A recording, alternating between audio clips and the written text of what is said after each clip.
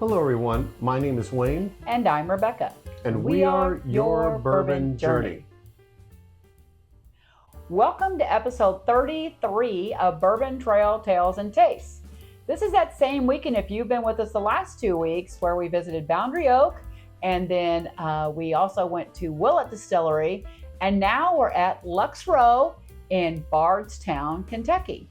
This is our 37th distillery and our 29th stamp on the Kentucky Bourbon Trail. So you know there were 42 at that time, so you can probably see that we're getting pretty close to finishing up. But that doesn't mean our journey stopped there. If I were to tell you how many we have now, should I tell them how many now? I think I could say the number. Mm-hmm. As of last weekend when we were in Kansas City, we're now up to 70. 70. So yeah, so we've gone quite a bit further after we finished the trail. So finishing the trail does not mean your bourbon life is over. Just saying. So anyway, let's talk a little bit about Lux Row. We love to stop in there. So we've done 2 tours there. We did the tour on this date in March of 23, and then in June we did with Mint Julep. We did the Bardstown collection tour. Yeah. And that was kind of a VIP thing. So we got to see what the VIP experience was a little bit about, which was very fun. And so we also stop in there because it's so darn convenient. Everything in Bardstown's convenient. So we often, even if we're just in town for a hot minute, we will stop in there to see what they have. And that's how we picked up Blood Oath this year. Mm-hmm. And we also stop in there because their sister company is Penelope. And you probably know we like Penelope a little bit. It's a beautiful property. I really like when you drive up, you basically start seeing the rick houses. It's just, there's a lot of grass and the old stone houses that have been there for very many, like 100 years or something like that, which is the tasting room. Yeah, it's cool. It's really a cool place. It's very cool. So, and again, it's in Bardstown, but this particular date, we were working on our book, our Bourbon Trail book, and we wanted to get a stamp, but we tried, whenever possible, we tried to get a tour, and we did get one that day. And I thought the tour went very well. I think the first thing that happened was we were in the gift shop, and they gave us a cocktail. They take you in this room where you can sit around the edges or stand up, and they show you a history of Lux Row and talk all about that, while you're imbibing on your cocktail. And then you really start the tour in earnest, which is pretty good. And it's really cool because there's a lot of history when you get in there. That's where they start the tour out. Yeah, and it gives you it kind of helps the tour guides, because the tour guides, some of the places have to memorize just probably pages of history about stuff. So to see this really well-produced video where, it's exciting and you get it done and then you're kind of enjoying your cocktail, and then you're ready to go and hear what the tour guide has to say as they're showing you around the facility, which was great. So then they walked us through the distillery, which is actually attached to the main building. So that was great. I enjoyed that a lot. We went upstairs and got to see where the mash was fermenting. Mm-hmm. And they have their mash bills up there where you can see right away what they're doing. If the other 2 for bourbon, the one that has rye in it, the one that has wheat in it, and they disclose what those are. It's pretty transparent. And we walk around up there and we got to see different things and peek in different bins and vats and things like that, and show us the grain. And at this point, again, it was our 37th distillery, so we've heard most of it before, but there's always something. So this is why I encourage you to keep doing the tours. There's always something that you learn about that place, how they do something about their history that you don't get if you don't do the tour. So if you can possibly squeeze in the tour, I highly recommend doing that each time. The thing that I saw there, that it was the first time I had seen this in the times we've been doing the tour, different tour, was they were actually doing a barrel fill. Mm-hmm. And they had the barrel out, they rolled it out, they pumped in 53 gallons of, White Dog or wherever you want to call it, and then hit the bung and then rolled it out, and they were putting it on a truck to take it. I'm not sure exactly where they were taking it. To the warehouse. Was it to the warehouse to the out there? Which is really close, yeah. I thought they were taking it to a different place. But anyway, they were actually going ahead and they were getting ready to put it into a rick house, which, and that was kind of neat because we've never caught that. That was the first time we've seen of that. Mm-hmm. And after that, that's when we walked out. walked to actually one of the rick houses. Which is fantastic. Yeah. Their rick house out there is really beautiful. They have it set up. I mean, you could. That's one thing about some of the more modern places. You know, the older places are amazing from the historic perspective. You can tell that it's been there for 100 years, and that in itself just gives you pause. But the new ones are built for tourists, really. So, like, you walk in and you're not having to bend down, which we do in some of the older ones, right? But they have a whole front area where you can walk, and Bardstown does the same thing, where you can walk out there. They can do, picks, you do barrel thieving, whatever, right then and there in the front. And you can just look up and go, wow, I can see how tall this rick house is, and the barrels with Lux Row pointing at you. And it's a photo op for sure, which we've done several times there. But it's amazing, and it's great because it really helps you understand how many barrels are really in those buildings. It's hard to tell when you go into the older ones because you're seeing down this really dark aisle, right? Mm-hmm. But when you walk into something like one of the newer facilities where you can really see it, it's pretty stunning. But I enjoyed it a lot. So after that, they threw us out of that room, and then we walked to this room to go ahead and do a guided tasting. Yeah, and both times we've done it. We've done the tasting in this smaller, like stone home. It's called the Stone House, I actually think, something like that.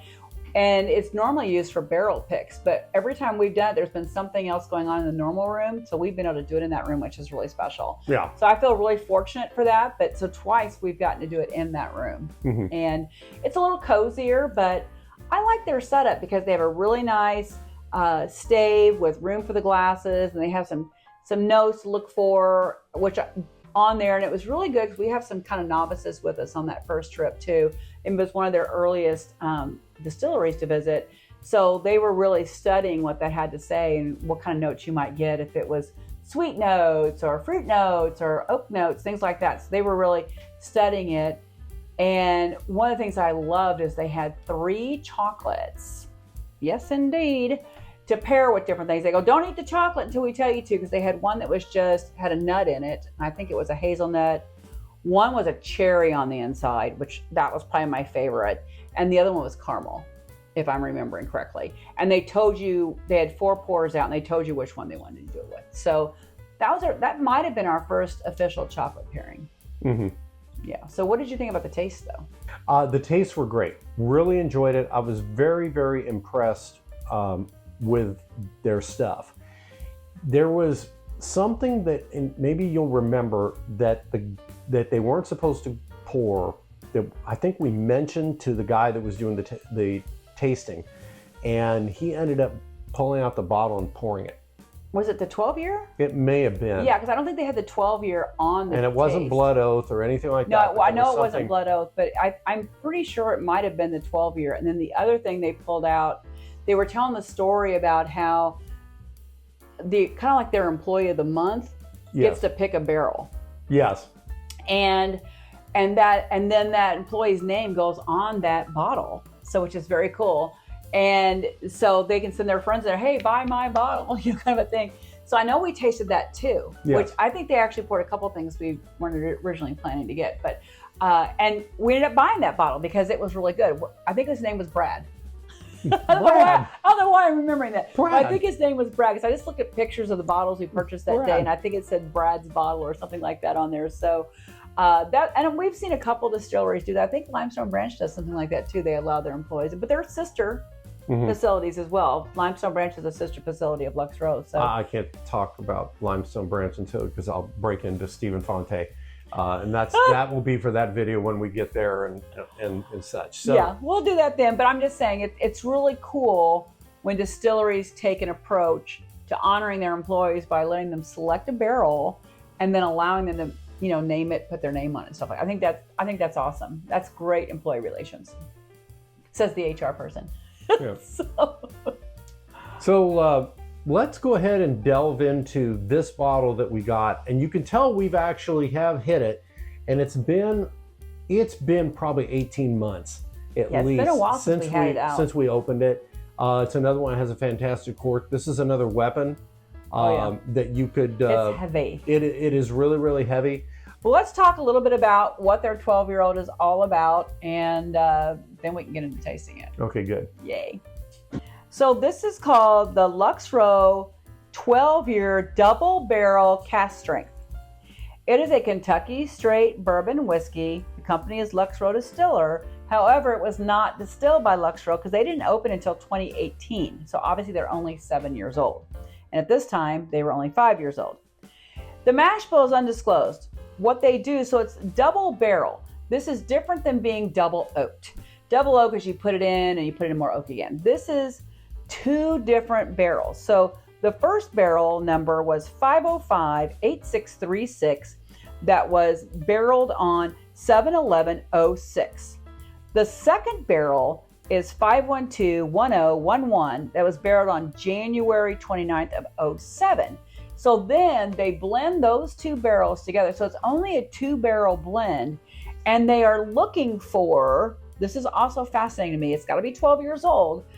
Could be older, right? Because they're just saying it's 12 years, so it could be older. But they're looking for, and Lux Row's known for this, they're looking for a proof that is 118.4 because the distillery opened April of 2018. So they like to have, they're really gitchy with their proofs. Like their blood oath is 98.6. I keep saying blood oath would be better if it was a little bit hotter, but anyway. So this MSRP is $189.99. It is a limited release. So we purchased it this day in March for that MSRP price at Lux Row Distillery. And like Wayne said, we have opened this bottle a couple of times and enjoyed it. Matter of fact, when I was going through the list, there wasn't anything from Lux Row. Now this is first for us that wasn't open. So that says we do really like what they're putting out and what they do.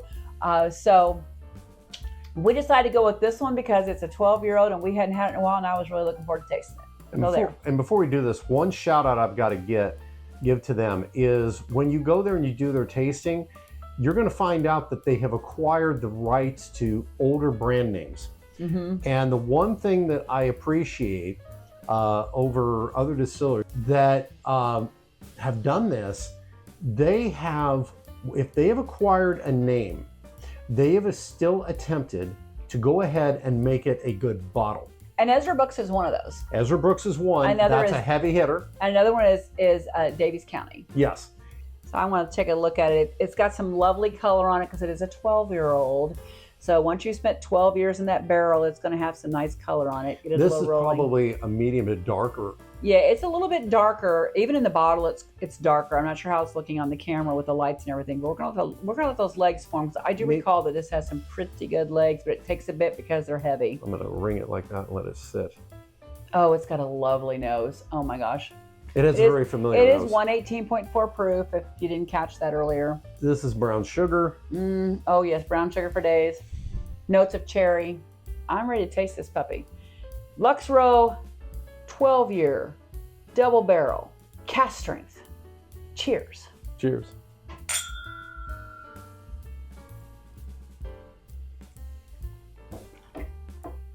That is good, good, good. It tastes good. It's got that nice age on it. It's got the cherry notes. The brown sugar. Cherry is there on the taste. I didn't get it on the nose, but I got it in the taste. I'm digging this. I'm so glad we have a backup bottle of this. We've not bought any again. We bought 2 that day. You know, because when we did the trail, we weren't sure if we were ever going to go back. Heavens to Betsy. Many times we've been back in Lux Row. We could have bought one every time we went in. This, I'm really happy we picked this one because we did it together. We came in here with a list of things aside. Since we'd already tried everything from there, we said, let's pull this one out today, and we haven't had it for a while. And it's got I don't know if I said it, but it has a really long finish. I don't know if we talked about the finish, but I'm just going to say it's a really long finish, really pleasant. It's the cherry seems to carry through on the finish. It's got that hint of cherry with, it's almost like a dark chocolate cherry on the finish with some oak notes.